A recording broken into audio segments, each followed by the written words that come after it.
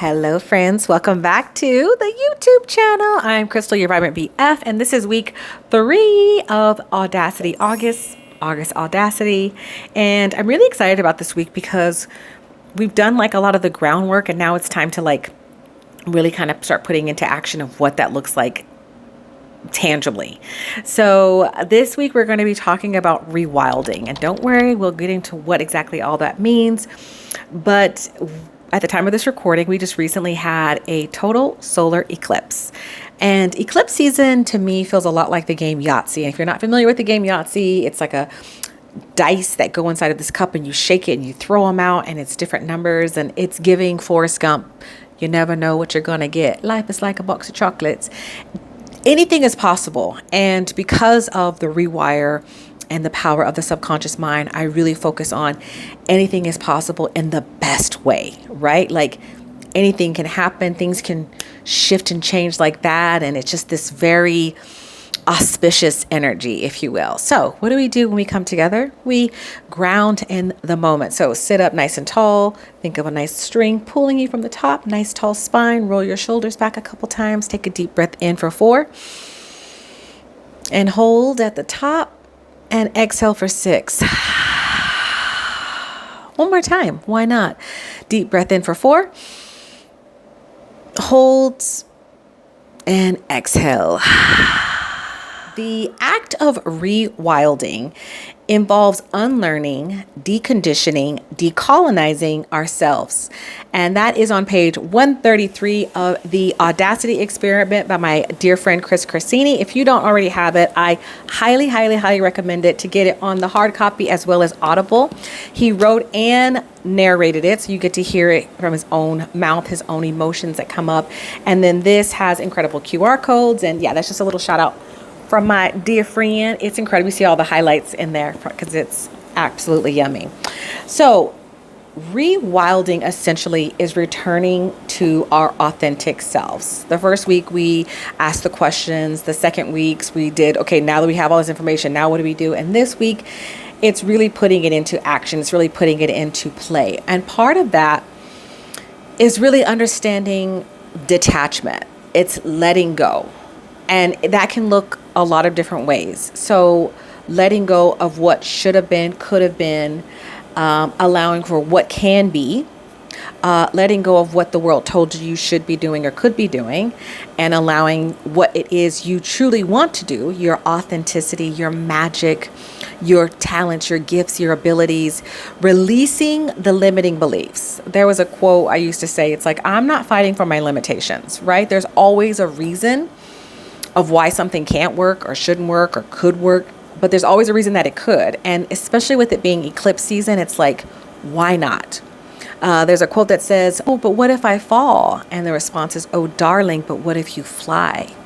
So when we switch that narrative and we release all these limiting beliefs and these self-doubts and just this very shrinking mentality, right? Remember, we're in Audacity August, which is about living bravely and courageously and confidently.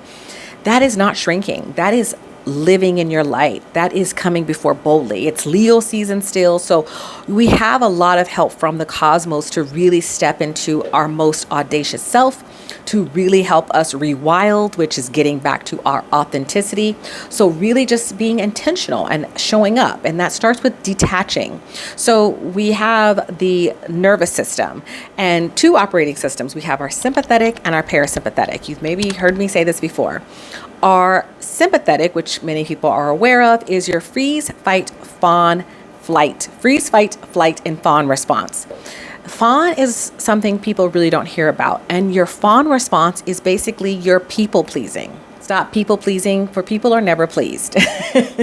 And so when you can stop trying to wear these masks and pretend, or to try to do or try to make, but if you can lean into your true authentic self and lean into what it is, your gifts, your passions, your light, why are you here? Why have you been placed on this earth at this time?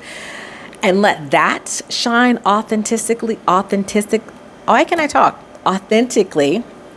It's going to help you rewild easier. It's going to help you live in your audacity. It's going to help you live in your magic. And magic was coined by me as your magnetized, aligned, guided, intuitive clarity. So then that leads us to the other side of our nervous system, which is our parasympathetic nervous system, which is our peace, rest, digest, ease state, right? It allows us to take in new information. It allows us to sit confidently and have a nice, resilient, regulated baseline. So when we can return to ourselves by detaching from limiting beliefs, small thinking, constriction, it allows us to not just release, but to increase our capacity to take in new information, to rewire the thoughts we talked about last week, that thoughts will stay until we rewire them with something else, right? So if it's a belief that you have and you haven't taken the time to root that belief out, especially if it's of a low vibration, limiting, small thinking, it will stay there. And it'll just get deeper and deeper. Now, if you want to reroute and rewild and reprogram and rewire into something more audacious, more magical, more authentic, it's going to take you releasing all of that, digging it out, and then putting something else in that is of you. That is your authenticity. That is your light. That is your gifts, your talents, whatever it may be. And getting out of these cycles of looping through the same thing. You know, you grow older and you're like, man, I keep struggling with this. I keep struggling with this because it hasn't been rooted out. And you've cut it maybe, and you're like, I don't deal with that, but you didn't get to the root. So rewilding, I want you to think about just getting in there and just messing things up. Think about this solar eclipse I told you, I envision a Yahtzee, and you shaking that dice and anything is possible. So really get in there. This is the week for you, right? This is the time to rewild yourself, to say, you know what, if it hasn't been working, I'm scrapping it back to the drawing board. What feels good, what feels authentic, what feels in alignment, and then moving in that pattern. So when we trust our magic, our magnetized, aligned, guided, intuitive clarity, let's give a little bit of breakdown on that. When you are living in audacity, and when you are living in alignment, it's going to be easy to magnetize in things because you are thinking of a higher vibration. Remember, everything vibrates. So you're going to be able to easily pull in things of similar vibration. And that's going to be because you have alignment, you have coherence in your body, mind, body, spirit. You have done the work, right? You understand that these limiting beliefs and this scarcity and this small isn't doing anything.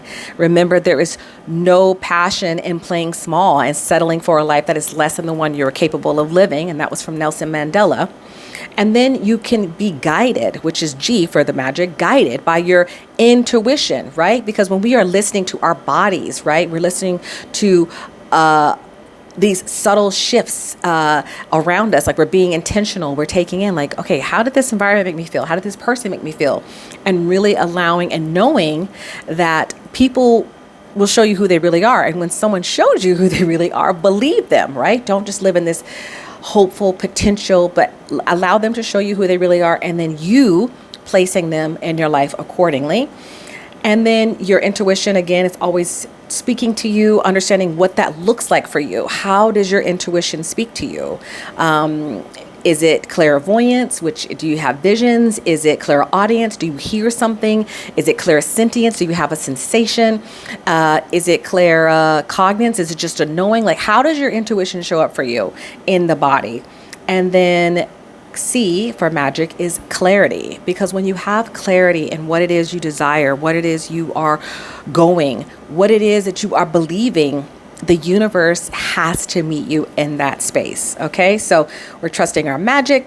We're living on our blueprints, which when we have this information, it's just another tool in the toolbox, if you will. So understanding, so for example, me, I'm a Virgo. There's certain characteristics that I hold. I'm also a projector in human design, other characteristics where I hold. It's almost like understanding your family history, right? If you know your family has a history of possibly diabetes or cancer or whatever it is, you're going to be mindful, hopefully, to create an environment that is more conducive to staying healthy and not kind of repeating those patterns that may be epigenetic encoding. And this is not just physically, this is emotionally, mentally, spiritually. And that also goes into our environment, right? What is the environment you're setting for your mental body, your physical body, your emotion body? What does that look like? And how important environments are. You can't stay in spaces and places that made you sick. Now, you may come back once you've been healed or you have a better understanding or whatever that may look like. But if you are in an environment, and that could be physically, that could be mentally, that could be emotionally, that is not conducive to your audacity, to your light, to your gifts, start making the steps to prepare and move yourself out of that to create more spaciousness, right? If you have a flower, I see this video of this lady who moved into this house, and it was this potted plant. She didn't know what it was, and it had survived through the winter. And anyway, she's like, why don't you just take it, look dead, right? Just go take it and put it in the ground and see what happens. Anyway, it ended up being, I think, this beautiful iris. And once it got into the proper environment, it flourished. It wasn't dead per se, but it wasn't thriving at all. That's many people. So instead of repeating these cycles and looping through the same limiting beliefs, generational curses, traumas, what you can release for increase. You can let it go. You can detach. You can rewild yourself and get back to your true authenticity so that you can live in your full audacity. Some books I really would encourage you to read is The Audacity Experiment by Chris Corsini. The Untethered Soul is another incredible one. The Four Agreements is also just a little quick read. So I highly encourage you to allow yourself time and space and inundating your body, your mind, your spirit with things that are going to help you navigate through seasons of recalibration, right? When you are rewilding, you will feel lonely. When you are realigning yourself, when you are detaching, there are moments with things you thought you knew and then they didn't work, and you may feel like, well, now what? I'm not where I was, but I'm not where I want to go yet, and I'm in this liminal space, which is normal, and it's going to keep happening as you keep growing and evolving in this life. But knowing that it's only temporary, the feeling is fleeting, and that the recalibration will take place, right? And just holding that vibration and trusting that as you continually lean deeper into your authenticity, you will find your people, because your vibe attracts your tribe.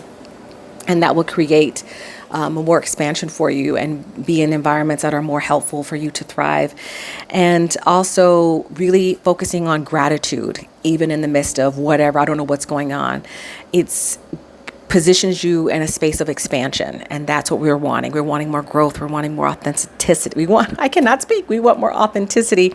We want more alignment. We want more magic. We want audacity. And that's going to come from our attitudes and living in gratitude and choosing joy and showing up each and every day and taking those roots, one by one, and replanting with something that feels better to your spirit and living in your magic. That is rewilding. That is living audaciously. So please drop in the comments how you are feeling to this point. We're in our third week of Audacity August. How is your courage? How is your confidence? What has come up for you that you're like, wow, I didn't even know that was there? And what are you excited about for this eclipse season? Because remember, anything is possible. And until next week, friends, I'll see you then. Bye-bye.